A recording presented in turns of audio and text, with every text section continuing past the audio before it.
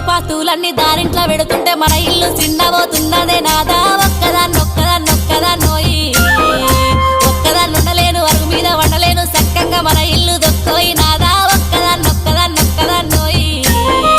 10 మంది చూస్తుండ్రు 10 మాటలు అంటుండ్రు పరువంతా పోతాంది రాబోయి రాజా ఒక్కదాన్నొక్కదాన్నొక్కదాన్నోయి ఒక్కదాన్నుండలేను అరుగు మీద వండలేను సక్కంగా మన ఇల్లు దొక్కోయి నాదా ఒక్కదాన్నొక్కదాన్నొక్కదాన్నోయి